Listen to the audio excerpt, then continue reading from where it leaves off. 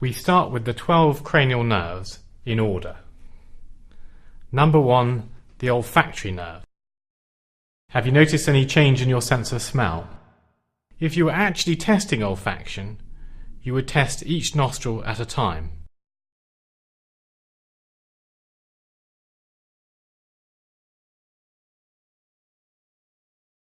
Number 2, the optic nerve. There are 4 aspects to test: acuity, visual fields, pupils, and ophthalmoscopy. Acuity. We test acuity for distance with a Snellen chart at 6 meters, in each eye separately. Please read down as far as you can. If the patient uses distance glasses, test them with the glasses on. If their uncorrected acuity is impaired, see if a pinhole corrects acuity back to normal. Record their acuity as 6 over the number marked on the line that they reach on the chart. Normal acuity is 6 on 6, or often 6 on 5. The poorer the visual acuity, the smaller this fraction becomes. If we were testing in detail, we would go on to test reading acuity using specially calibrated text and colour acuity using Ishihara plates. Visual fields tested by confrontation. Position yourself at the same height as the patient, separated by about 1 metre. Fields will be tested in each eye separately. However, it is often useful to start with a binocular screening test. Move the finger in each hemifield separately. Tell me which finger moves. Screening for an obvious homonymous hemianopia. And now? Then move both fingers at the same time to see if one target is extinguished when both are moved together, which is a feature of visual neglect. And now? Now test the visual field in each eye separately. Your finger should be halfway between you and the patient. Test each quadrant at a time. Cover your right eye and keep looking at my eye. With your peripheral vision, tell me when you see the finger move. At the limit of your field, make a small finger movement. If they detect this, the limit of their field at that point matches yours. You do not have to advance further in. If they do not detect the movement, then make small sequential steps inwards along the diagonal until they detect it. Do not rush in and risk underestimating the size of their visual field. If we were testing in more detail, we would test the size of the colour field with a red pinhead and the size of the blind spots. Present the red pinhead at fixation first. What colour is this? Then bring it in along the diagonals. Tell me when you can first tell that it is red.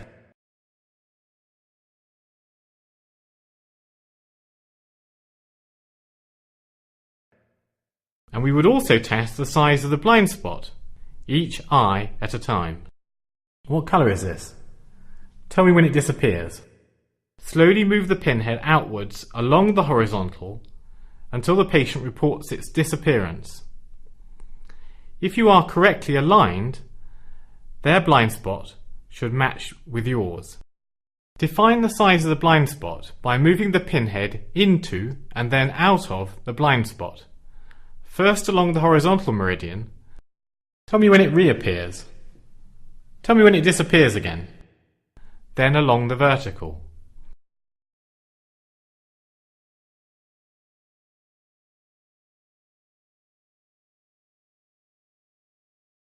Pupils.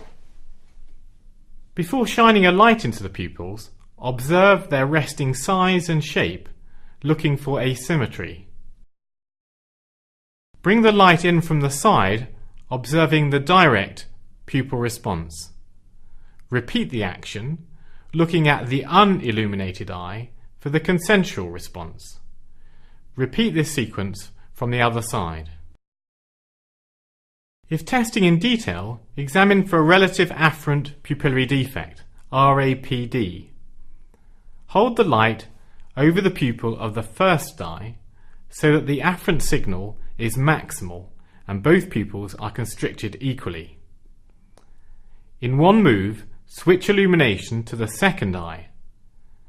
If the afferent signal through the second eye is weaker than it had been through the first eye, usually because of optic nerve damage, the pupil will adopt a less constricted size. In other words, there will appear to be a paradoxical dilatation to light. To complete pupil responses, we test the response to accommodation. Keep looking at my finger.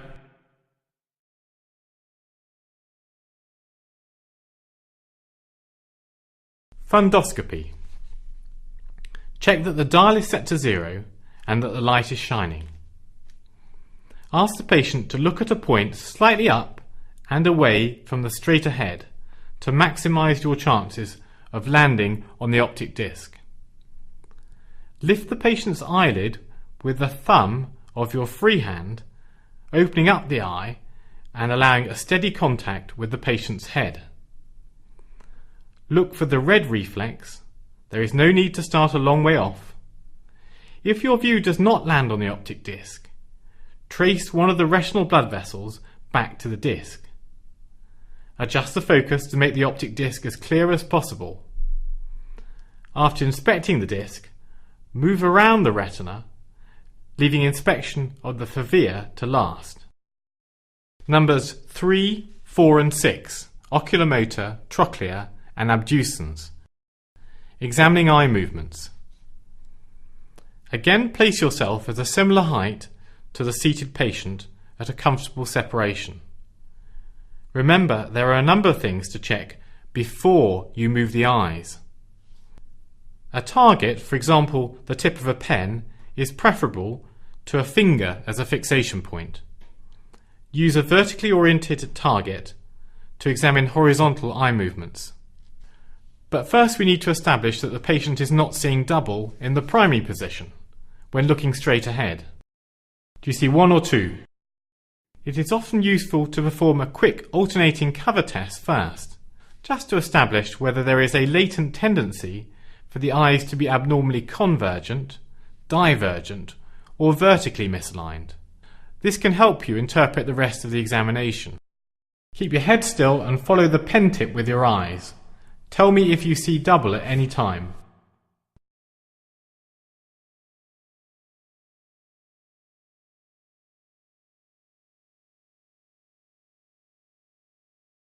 If the patient reports double vision, use the cover test to establish which eye is not being moved enough in the direction of the target. The eye on the side of the weak muscle is always responsible for the outer or false image. Beware false reporting of double vision at the extremes of gaze, when the nose partially obscures vision in the adducting eye and can cause some confusion. Spend most of the time examining horizontal eye movements. Note 4 things. Is there a full range of conjugate eye movement? Does the patient develop double vision, and can this be attributed to a weakness of a particular extraocular muscle? Are the pursuit eye movements smooth, or are they broken, sometimes called jerky or broken pursuit? Is there nystagmus, either in the primary position or evoked by gaze? After testing horizontal eye movements, test vertical eye movements in the midline using a horizontal target.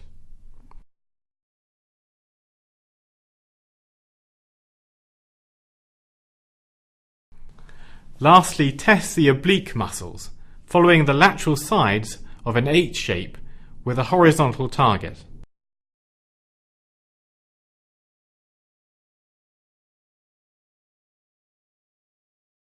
Saccades. If testing eye movements in detail, complete the examination by testing horizontal, then vertical saccades. Keeping your head still, look at my fist, then my finger, fist, finger, fist, finger. Try not to blink in between. Number 5, the trigeminal nerve. First test motor trigeminal function. Muscles of mastication, masseter, temporalis. Clench your teeth. And mouth opening, the lateral pterygoids. Open your mouth.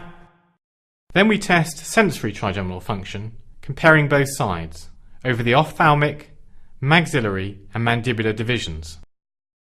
Does it feel the same on both sides? If we were testing trigeminal sensory function in detail, we would test the corneal reflex, often lost in the early stages of a trigeminal lesion. Trail the wisp of cotton over the cornea, which overlies the region of the iris, not the larger region of the sclera, triggering the bilateral blink response. Can you feel it? Number 7, the facial nerve, muscles of facial expression. Before asking the patient to move, have a good look. Look for asymmetry. Look for loss of the nasolabial fold. Look for ptosis, perhaps part of a Horner syndrome. Look for involuntary movements. Show me your teeth. Close your eyes. Lift your eyebrows like this. Blow out your cheeks. Repeat this movement. If testing facial strength in detail, test strength of eye closure and mouth closure. Go on to test neck extension and neck flexion.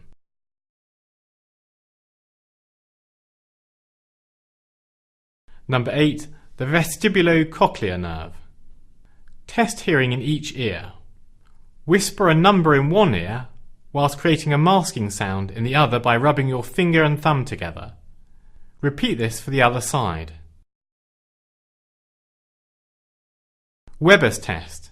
Place a vibrating 512 Hz tuning fork on the middle of the patient's head. Do you hear it in the middle, or on the left, or on the right? Rinner's test. Place the vibrating tune fork over the mastoid process. Tell me when it stops. When the patient can no longer hear it, move the fork to lie over the external auditory meatus. Can you hear it again? They should hear it again, which is the normal response known as a positive Rinner response. Number 9 and 10, glossopharyngeal and vagus nerves. Palatal elevation. Open your mouth. Say ah. Look for whether both sides of the palate are lifted symmetrically. Number 11, cranial branch, sternomastoid. Turn your head against my hand. With your other hand, feel the sternomastoid muscle contract. Remember, each sternomastoid pulls the head around from the back. Cervical branch, trapezius. Shrug your shoulders. Hold them there.